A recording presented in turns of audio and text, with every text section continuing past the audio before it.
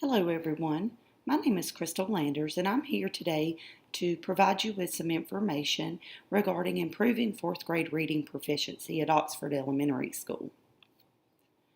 Oxford Elementary School is one of 6 schools within the Oxford City School System and one of 3 kindergarten through 4th grade schools in the district. Our campus includes 2 pre-K 3 classes as well as 4 pre-K 4 classrooms. We have the most diverse and largest population of students with the exception of Oxford High School at nearly 900 students. The racial makeup of our students include 40% white or Caucasian, 28% African American, and 31% listed as Hispanic or another nationality. 70% of our students are eligible for free or reduced lunch prices, which also will make us available for Title I funding and additional resources for our students. There are about 60 teachers, 3 administrators, and a variety of support staff and aides. Oxford Elementary School is a one-to-one technology device school. Students in pre-K 3 through 1st grade are assigned iPads to be used in the classroom for instructional purposes, and in 2nd grade through 4th grade, students receive a MacBook Air at the beginning of each school year. Oxford Elementary School is very complicated. There are a variety of needs and outliers that affect our students and their performance as learners. In one classroom, you may have a student that belongs to millionaires and have all the opportunities in the world, and sitting right next to them could be a student who is homeless, living in a shelter with friends or family members, or in a small hotel in the local community. We do have an abundance of reading intervention programs. Right now we have 10 in use.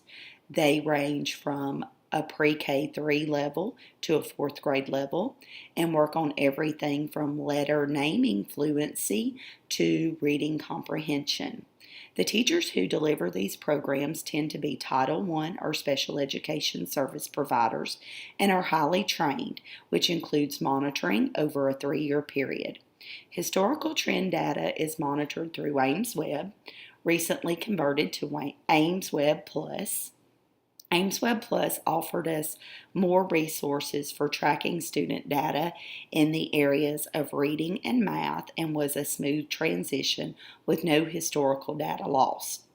Although we have a variety of resources available for students and teachers, there's still a lot of work to do, especially in the area of reading performance for our 4th graders.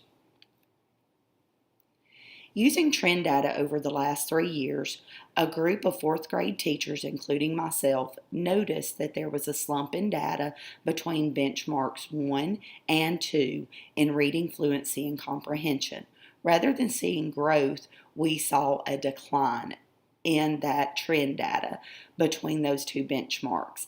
And one might think that you would see an increase rather than a decline, because benchmark 1 is given during the first 2 weeks of school while students are recovering from what we know in education as the summer slump. And benchmark 2 is given around the time of the winter break, either before or after, where direct explicit instruction has been taking place in the area of reading. This is a table to show you that data over time, and yes, these are different groups of 4th graders. However, you do see that trend, it is evident. And between benchmarks 1 and 2, there's only a 7-word per minute expectation for increase in proficiency. Although this is a moving target, students tend to rebound before benchmark 3. AimsWeb tells us how students read orally. It measures the rate of a student's reading, which is words per minute, and accuracy, the number of words that they read correctly during that 1-minute timed reading. Reading comprehension is also monitored now through AimsWeb Plus in what we call silent reading fluency, and that is just where students are given a passage on grade level and asked to answer questions pertaining to those passages. Again, benchmarks are given in the fall, the winter, and the spring. Winter benchmarks have been adjusted over time to take place before the Christmas break rather than after in order to prevent that slump. However, it does not make a difference and does not seem to be one of those overlying or underlying issues affecting student progress. Students are progress monitored based on their levels of proficiency. Some students are monitored weekly, while others are monitored bi-weekly or even monthly, depending on their initial score of proficiency. Oral reading fluency, or ORF, is done through a 1-minute timed read where a student receives a hard copy of a passage on grade level and reads aloud to their teacher. Silent reading fluency is done through a computer-based assessment.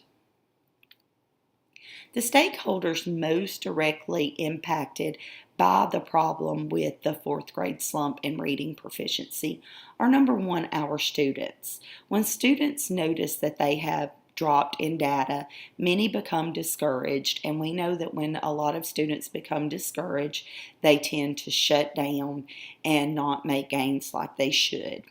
Teachers are the second highest group impacted because it requires teachers to work much harder between benchmarks 2 and 3 in order to increase student proficiency.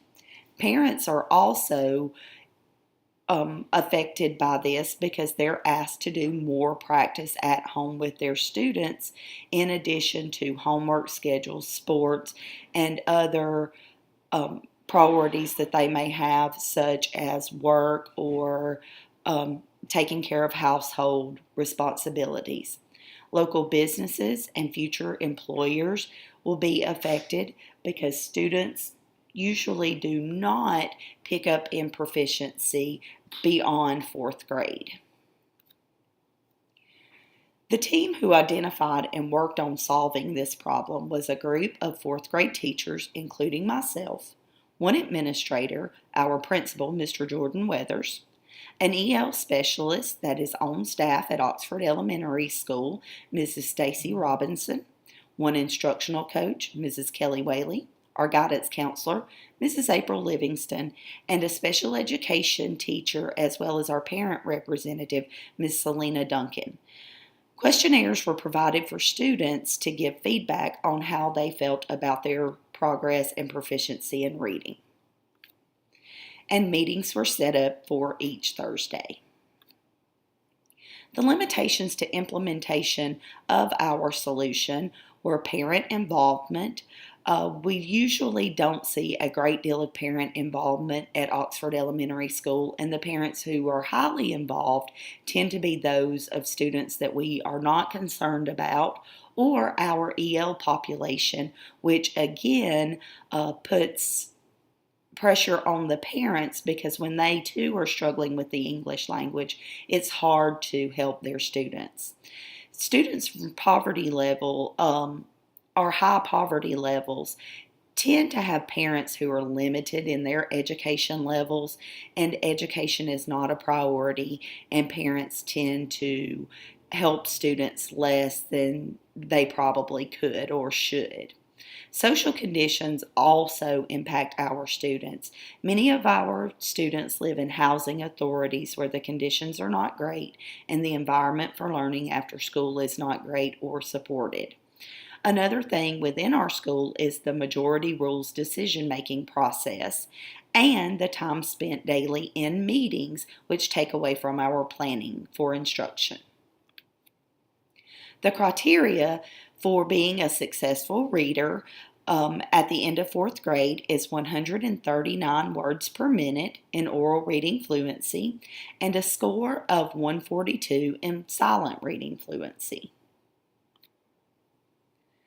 The solutions identified or proposed for correcting the reading slump was to identify students' needs, what area of reading did they need the most help with, assigning students to interventions, as well as assigning teachers based on their reading strengths.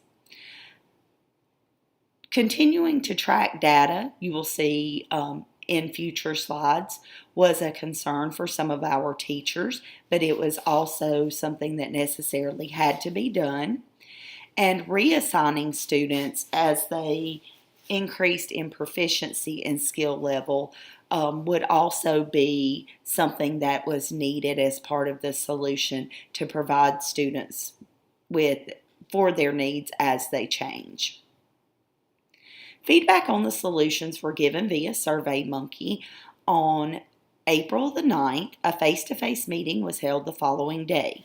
The concerns that teachers brought to the table were teacher assignments, time management with students transitioning from one classroom to another, and missed planning times for math teachers. They felt that taking the time to regroup students and to track student data took away from their math planning sessions. All final decisions were made by Mr. Weathers, our principal. These final decisions were that skill-specific instruction would take place. Teachers would be assigned based on observations in science and Alabama history and the way that teachers implemented reading into those two areas rather than looking at just the teachers who teach reading from a curriculum. Also, scheduling was an issue. How do we prevent time lost from instruction in the transition?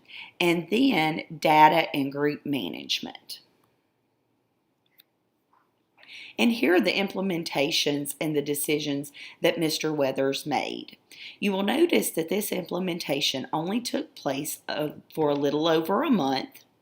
Teachers were assigned based on their strengths in reading, again through Mr. Weathers' observations. The schedule was designed by our principal, and the expectation was to follow it to fidelity, which was not hard for this group of 6 teachers to do. And data and group management was assigned to the reading teachers to take that pressure off of math teachers. And you will notice that each reading teacher had a particular role in this part of the implementation. The results that we have to date were that 76% of our 4th grade students met the end of the year benchmark in oral reading fluency rate, which was 139 words per minute. 100% met oral and silent reading fluency benchmarks in the area of accuracy, and 100% of our students made minimum gains of 20 words per minute from benchmark 1 to benchmark 3. Through our additional data digging, we found that students receiving research-based or IEP services made up all but 7% of our population who did not meet the end of the year benchmark in oral reading fluency. With that being such a large population, we did expect that those students would not meet that benchmark because they have the most critical needs in the area of reading proficiency. Modifications will be made during that 2018-2019 school year as this plan will be continued, and necessary changes will be made as students' progress and needs change. In addition, we will have another reading teacher and math teacher added to our team this year for a total of 8 teachers, so we will have to add new skill-specific reading intervention pieces to this puzzle. And now if anyone has any questions, concerns, research, references, or ideas that they can share with those of us at Oxford Elementary to help us be successful in the future, feel free to contact me through the information provided in your brochure. Thank you and have a great day.